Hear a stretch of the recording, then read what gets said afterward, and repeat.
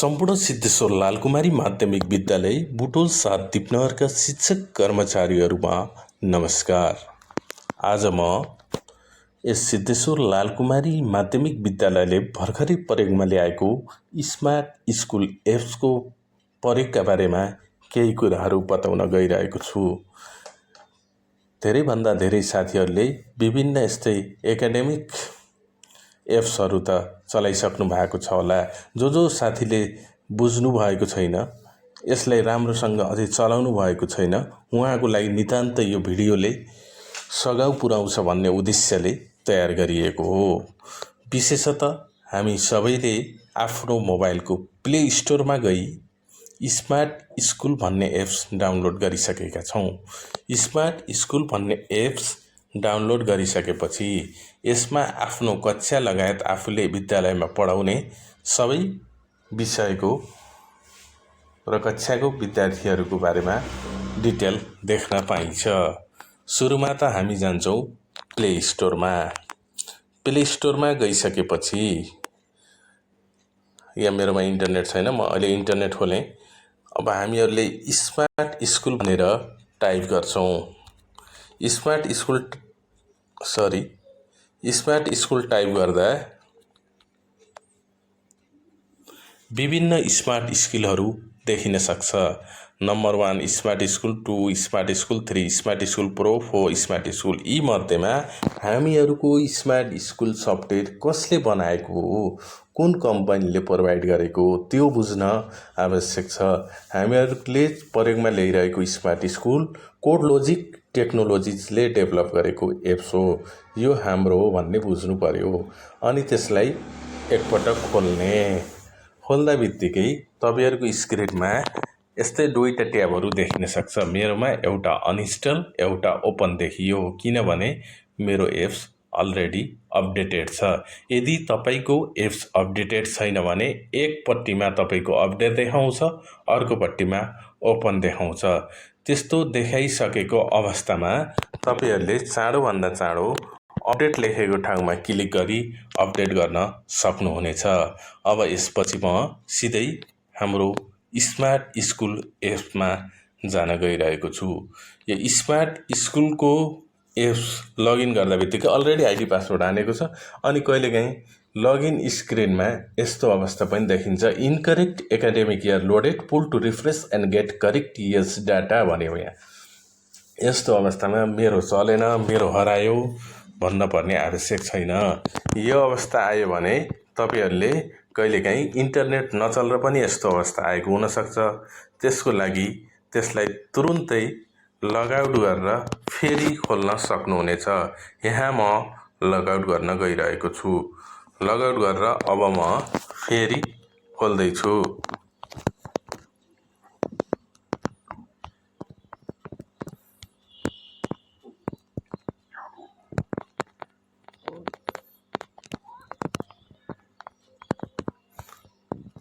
यसमा आफ्नो user name र पासवर्ड आवश्यक रहन्छ।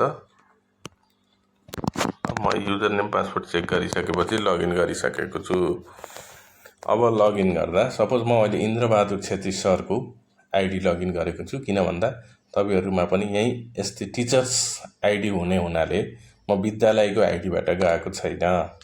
अब अघि यहाँ इनकरेक्ट एकाडेमिक इयर लोडेड भनेको थियो, अहिले चाहिँ इनकरेक्ट एकाडेमिक इयर हट्यो। यस्तो अवस्था आयो भने लगआउट गरेर लगइन गर्ने। अब यसभित्र गएर यसको उद्देश्य माथि प्रकाश पार्नुपर्दा स्मार्ट स्कुल भइसकेपछि सबभन्दा पहिलो कुरा त हामीले विद्यार्थीहरू स्टुडेन्टहरूको डाटा एकदम अद्यावधिक राख्नु पर्यो, सबै अपडेटेड राख्नु पर्यो। Father name, mother name, contact number जसरी हुन्छ अपडेटेड राख्ने। अनि तपाईँले यसभित्र के फिचर्स पाउनुहुन्छ त भन्दा यो अपडेट राखियो भने तपाईँहरूका 100मा 99% कामहरू सबै एउटै एप्सबाट हुन्छन्। फर इक्जाम्पल हिजोको दिनमा रजिस्टरमा नम्बर टिप्यो, त्यो घरि कहाँ जान्छ, घरि कसो हुन्छ, अप्ठ्यारो भइरह। अनि तपाईँको एउटा विद्यालयले पनि कसैलाई फोन गर्न पर्यो भने क्लास टिचरलाई बोलाउनु पर्ने, क्लास टिचरको रजिस्टर हेर्न पर्ने, ती समस्या सबैबाट मुक्त हुन्छ। यसबाट हामीहरूले विद्यार्थीको कन्ट्याक्ट नम्बर यहीँ हेर्छौँ, विद्यार्थीको मोबाइल नम्बर विद्यार्थीको बुवा आमाको नाम यहीँ हेर्छौँ, सबै कुरा हेर्छौँ। विद्यार्थीको रिजल्ट पनि यहीँ हेर्न सक्छौँ। विद्यार्थीहरूको चिन्ह पनि सबैले फोटो हेरेर चिन्न सक्छौँ। सबै फिचर्सहरू हुन्छ। यसमा विभिन्न ट्याबहरू रहेको हुन्छ। 1 2 3 4 5 6 7 8 9वटा ट्याब छ। यो 9वटा ट्याब चाहिँ सबैमा हुँदैन। जो क्लास शिक्षक हुनुहुन्छ उहाँकोमा अपलोड स्टुडेन्ट फोटो भन्ने ट्याब हुन्छ। किन भन्दा कक्षा शिक्षकले विद्यार्थीहरूको फोटो अपडेट गर्न पाउने एक्सेस पाउनु भएको हुन्छ। त्यसैले जो कक्षा शिक्षक हुनुहुन्न उहाँकोमा चाहिँ यो अपलोड स्टुडेन्ट फोटो भन्ने ट्याब देखिँदैन। अब हामीहरूले यसभित्र गइसकेपछि बुझ्नुपर्ने कुरा एउटा एटेन्डेन्समा हामीले डेली एटेन्डेन्समा जान्छौँ, क्लिक गर्छौँ। टेक एटेन्डेन्स यहाँ कस्तो देखाउँछ भन्दा सबै कक्षाको देखाउँदैन। यहाँ तपाईँले कक्षा 4 सपोज इन्द्र सरले कक्षा 4मा पढाउनुहुन्छ, उहाँको 4 कक्षाको विद्यार्थी देखाइरहेको छ। अब यसभित्र गइसकेपछि हामीहरूले यो ट्याबबाट हेर्न सक्छौँ। सबैलाई एकैपटक सेलेक्ट गर्ने भयो, एउटा सबैलाई एकैपटक डिसेलेक्ट गर्ने, हटाउने, कोही पनि आएनन् यसरी सेभ गर्दा, कोही पनि प्रेजेन्ट भएनन् भन्ने देखाउँछ। अब हामीले यस्तो नगरौँ, सबैलाई सिलेक्ट गरौँ। जो आएन त्यसलाई क्लिक गरौँ। अमृत बुढा आएन, एलिना सूर्यवंशी आई छैन, अनि हर्षिला सञ्जाल आएन। यी 3टा नआएको भनेर हामीले इन्टु लगाएर सेभ गरौँ। यस्तो अवस्थामा विद्यार्थीहरूको गार्जेनको मोबाइल एप्समा पनि विद्यार्थी अनुपस्थित भएको रेकर्ड जान्छ। यो एटेन्डेन्स भयो। एटेन्डेन्सको लागि हामीहरूले पछि अर्को एटेन्डेन्स मेसिनबाट पनि एटेन्डेन्स लिने कुरो छ, त्यता पनि लिन्छौँ। यो पनि बिस्तारै लिन सक्छौँ। अनि दोस्रो कुरो गयो एसाइनमेन्टमा गइसकेपछि यसबाट हामीहरूले विद्यार्थीहरूलाई कहिलेकाहीँ, अहिले त पहिला कोभिड जस्ता समस्या हुँदा त्यस्तो अवस्थामा भए त यो बेसरी लाभदायक हुन्थ्यो। अहिले त हामीले डेली प्रत्यक्ष भेटघाट हुने भएपछि क्लासमै दिन्छौँ। त्यही पनि कहिलेकाहीँ कदाचित भुलेको खण्डमा एसाइनमेन्टमा गएपछि क्रिएट गर्छौँ। क्रिएटमा गएर कति कक्षालाई होमवर्क दिने, आफूले पढाउने कक्षा देखिन्छ। कक्षा 4लाई आज मैले बिर्सेँ भने 4 लेख्ने, डेट आजको लेख्ने, पोइन्ट लेख्ने, एसाइनमेन्ट टाइटल होमवर्क के सम्बन्धी हो, यदि कुनै लिङ्क मार्फत दिने हो भने यहाँ लिङ्क टाइप गरिदिने, यो दिने। अनि लिङ्क छैन भने अब तपाईँले अथवा कुनै क्वेसन पेपरमा क्वेसनहरू लेख्न छ भने त्यो फोटो खिचेर राखेर यो अपलोड एट्याचमेन्टमा त्यो फोटो अपलोड गरेर एसाइन गर्दैछ कक्षा 4का विद्यार्थीको सबैको मोबाइलमा होमवर्क जान्छ।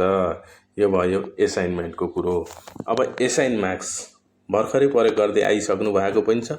एसाइन मार्क्समा इक्जामको टाइममा प्रत्येक पटक यहाँ विभिन्न ट्याब खुल्छ। अहिले भर्खर हामीले मासिक परीक्षा जेठ सम्पन्न गरिसकेका छौँ। यो मासिक परीक्षाको ट्याब खुलेको छ। यो खुलिसकेपछि आफूले पढाउने विषय कुन कुन हो, जुन कापी जाँचिन्छ त्यही भ्याएपछि क्लिक गर्ने अनि मार्क्स एसाइन गर्ने, सेभ गर्ने।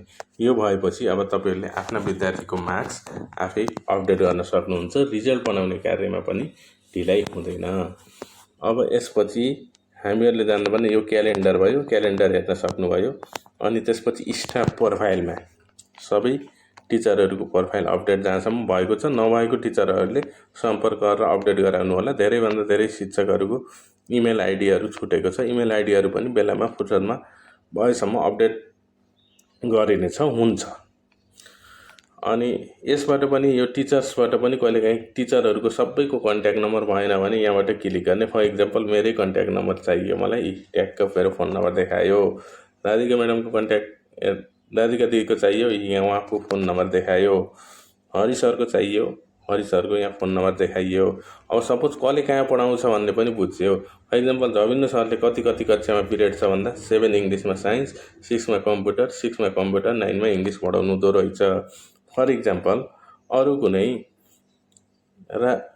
राजेश सरले कतिमा पढाउँछ भन्दा उहाँको 7मा कम्प्युटर, हेल्थ, फिजिकल अनि 8मा कम्प्युटर, 9 योबाट भयो। उहाँको फोन नम्बर पनि आयो। डिटेल सबै टिचर स्टाफ प्रोफाइलको अर्थ सबै हेर्न सकिन्छ। अब स्टुडेन्ट प्रोफाइलमा गएपछि विशेष त जान्नुपर्ने, अब तपाईँले पढाउने विभिन्न कक्षाहरूका विद्यार्थी हेर्न पाइन्छ। सपोज अब इन्द्र सर कक्षा 4को क्लास टिचर हो भने कक्षा 4 हेर्ने।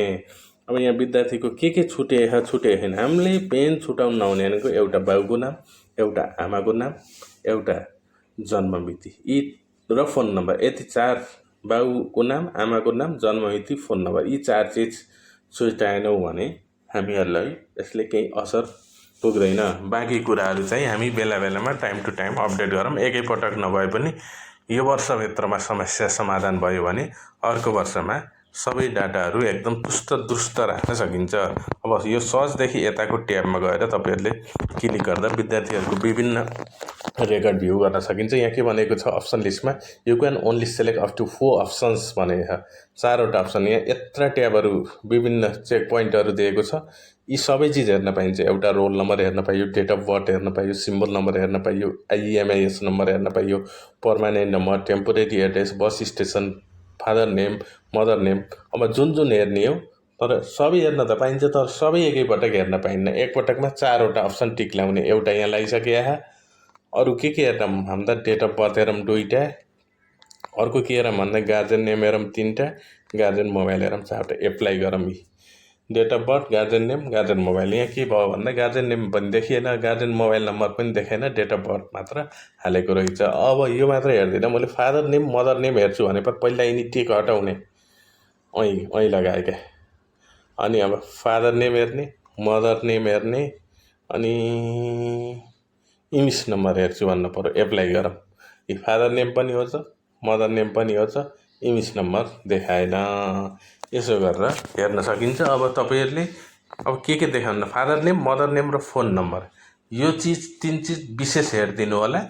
3 चिज हेरिसकेपछि यदि छुटेको छ भने चाँडोभन्दा चाँडो अपडेट गरिदिनु हुन सबैमा हार्दिक अनुरोध गर्दछु। धन्यवाद।